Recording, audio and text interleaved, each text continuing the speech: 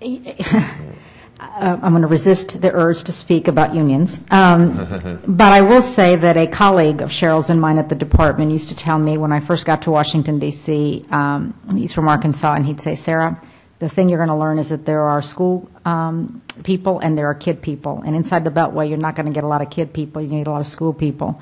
So let me try to find a way to be constructive about that middle part of your question.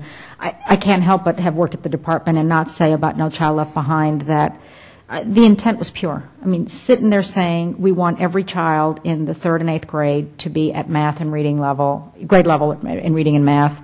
It's of course the devil's in the details and how you do it. The sad thing for me is I was also part of another group that was collecting best practices from school districts that were meeting, that their children were at grade level for reading and math in the 3rd and 8th grade, and these were high percentage free and reduced lunch, high percent English language learners. But when you create best practices and try to bring them to school districts and say, you can find the demographic that's just like ours and learn from it, it's not invented here. So let me turn around and say instead, I know in California I've got to prove that my vehicle to the state every 2 years that it is compliant with smog emissions. I know that I've got to re-earn my driver's license every few years.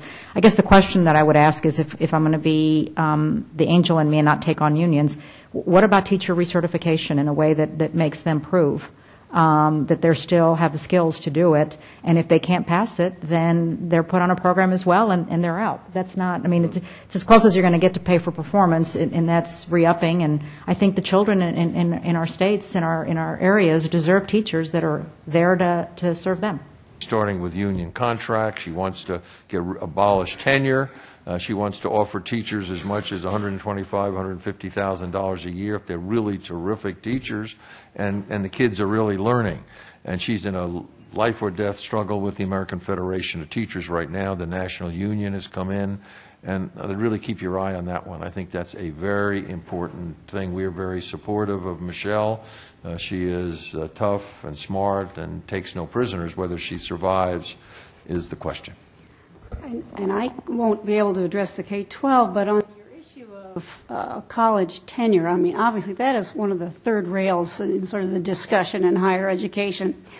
But it may be worthwhile, and some of you may be from Oklahoma. It's my understanding that Oklahoma has a system that allows professors to pick or choose. They can stay on the tenure track, or they can choose to go off the tenure track, in which case they have the opportunity to have a higher salary and to do more teaching than typically we're seeing amongst the regular tenured process.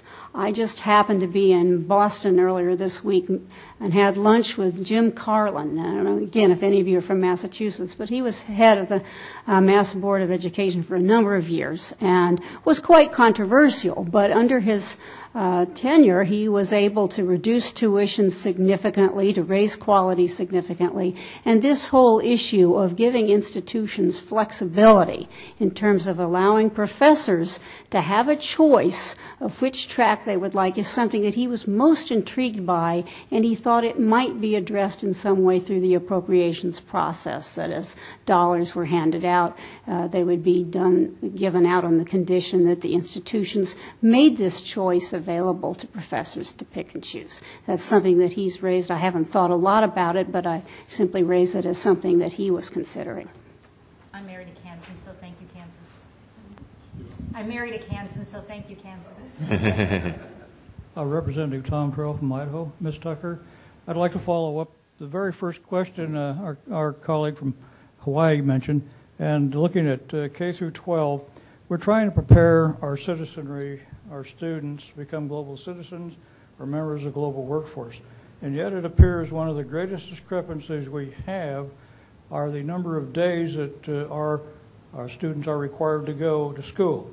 In the U.S., 180 days. If you knock off 13, 14, 15 for testing, gets down to 165.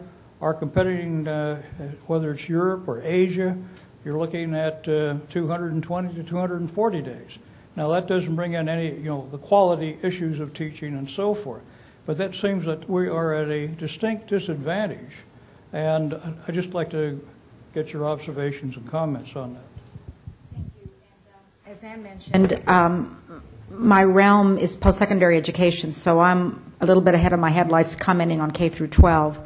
But I'd like to bring the constituent perspective. Cheryl will remember that as we did a national tour rolling out the commission recommendations, we did engage with parents about the K through 12 experience. And the political party that I am a part of doesn't believe in national standards, and you heard Art very skillfully say the federal government doesn't have a role. But the parents across the country, I tend to end any sessions that I have with students or parents with my job responsibilities at the time, which is if you woke up tomorrow and your job was to make sure that every American had access to a post-secondary credential, what would you do? And I would listen to the students' answers and the parents' answers. The parents' answers were universal, whether I was in Atlanta, Kansas City, Seattle, Phoenix, and it was visit K through 12 classrooms. And I said, why would I do that? And they said, well, maybe if they knew you were coming, they'd be afraid or embarrassed by what they're teaching, and they'd really ratchet up the standards. And I remembered my corporate days when we were trying to get engineers at AT&T to care about performance management, and I told my boss, the president of the division, every time you visit a central office, just ask for the performance reviews of the employees. People don't like to fail, and so word will get out that you check the appraisals, and sure enough, we got engineers to care about performance management. I think it's pretty sad that parents across the United States want the threat of the feds visiting their campuses so that they'd be afraid and would be embarrassed and maybe would ratchet up standards. So I tell you that the parents want something there. I think it has to come locally. I'm appreciative of this effort, but I want to repeat what one of your colleagues, Representative Henry, said at our last session. Maybe competition is the best way to get people to raise standards at different localities. Yeah, if I can just say, we at the Chamber endorse a longer school year, a longer school day in K through 12. And if you look at among the most effective schools for underserved populations, there's a charter school system called KIPP, K-I-P-P. Some of them may be in your states. There are about 80 KIPP schools. There are other excellent charter schools, which is part of the public system. These are not vouchers. They're not private. KIPP has a 7:30 to 5 o'clock day and often Saturday. And these kids who come out of the same difficult circumstances, the focus is not only graduating high school, but finishing a 4-year college. And so we would strongly support it. You'd find in your states that the tourist industry will not like it, and you've got to have to balance the tourist industry, which likes to have people traveling and doing things. At the end of the day, for us, the most important thing is to have an educated youngsters and an educated workforce. So we have come out on that side. I'm glad you said workforce, Art, because I know we've had a lot of discussion at K-12, and obviously it's hard to draw a line between K-12 and K-16 and whatever. But let's try to bring it back a little bit to workforce preparation and making certain that the students who are and will go to colleges are succeeding and graduating with the skills that they need. Let me present a question to you both to focus our attention again.